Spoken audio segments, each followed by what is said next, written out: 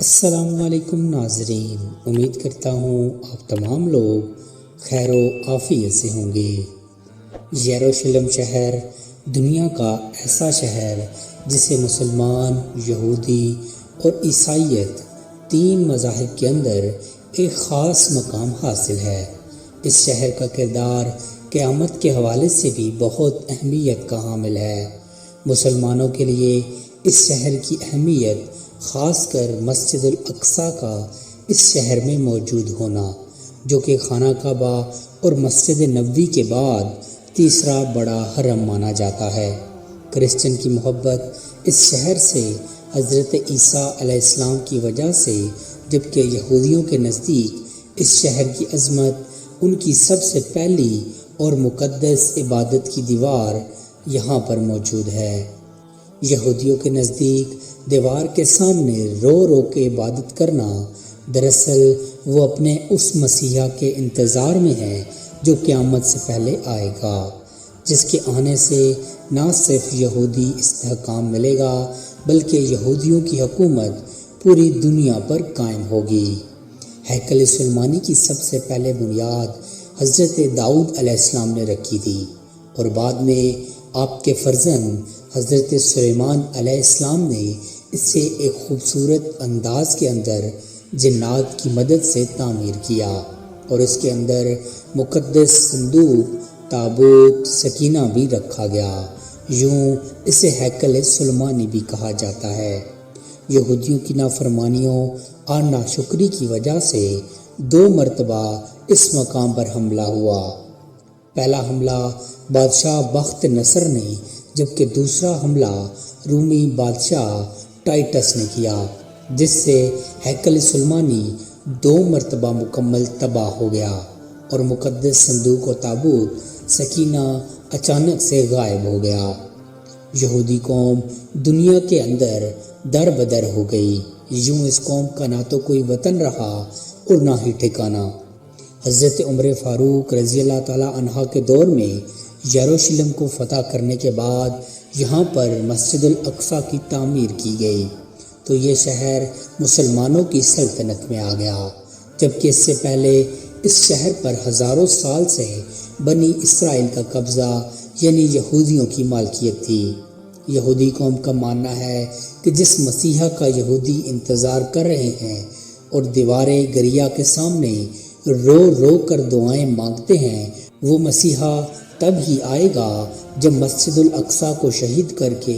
یہاں پہ تیسری بار ہیکل سلیمانی کو تعمیر کیا جائے گا، مگر اس سے پہلے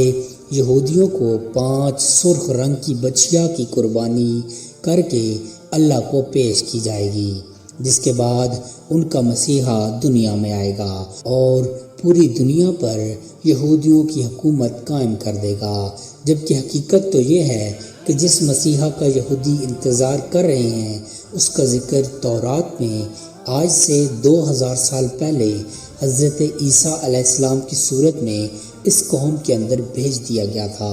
جسے اس قوم نے نعوذ باللہ دجال سمجھ کر قتل کروانے کی کوشش کی، تو اللہ نے انہیں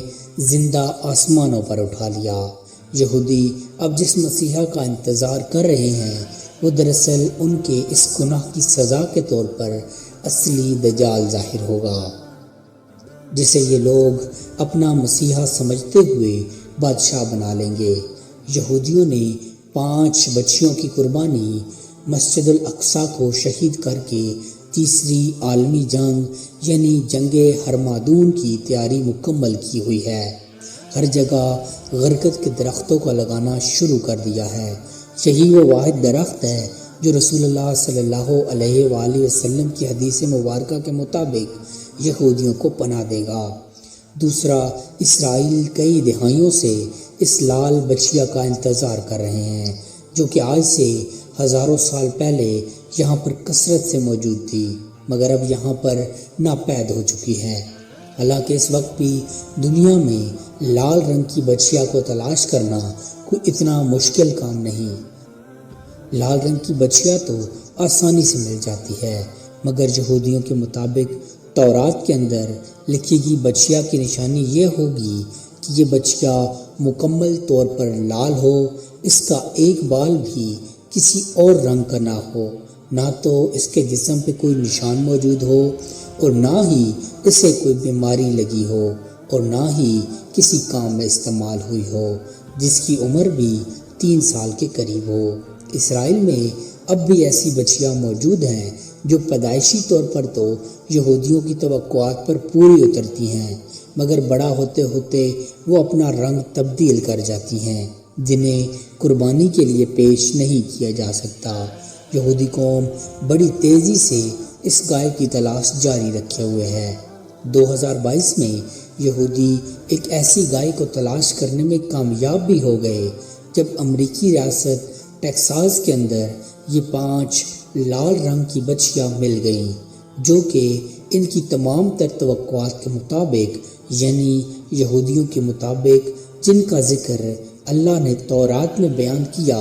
حضرت موسیٰ علیہ السلام کے دور سے لے کر حضرت عیسیٰ علیہ السلام کے دور تک یہودی قوم کا دستور تھا کہ کسی بڑے کام یا عبادت کے لیے ایسی ہی لال بچیا کی قربانی پیش کیا کرتے تھے، جبکہ قرآن کے اندر اس کا رنگ شوخ پیلے رنگ کا بیان ہوا ہے۔ جس بچیا کی تلاش یہودیوں نے لال رنگ سمجھ کے کی ہوئی ہے، وہ اصل میں پیلے رنگ ہی ہے، یا اسے سرخ و پیلے رنگ کا مکسچر بھی کہا جا سکتا ہے۔ آج تک دیکھا یہی گیا ہے کہ آج سے ہزاروں سال تک پیلے رنگ کی گائے نہ تو کبھی دیکھی گئی اور نہ ہی کبھی موجود تھی، جس کا مطلب تو پھر یہی ہوا کہ قرآن کے مطابق اس کا رنگ پیلے اور لال رنگ کا مکسچر تھا، جس کا ذکر کچھ یوں ہوا کہ بنی اسرائیل میں حضرت موسیٰ علیہ السلام کے دور میں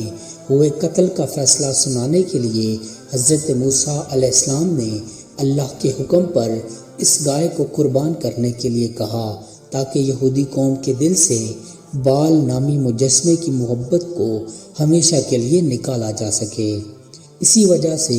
یہودی اس روایت کو سنبھالے ہوئے ہیں،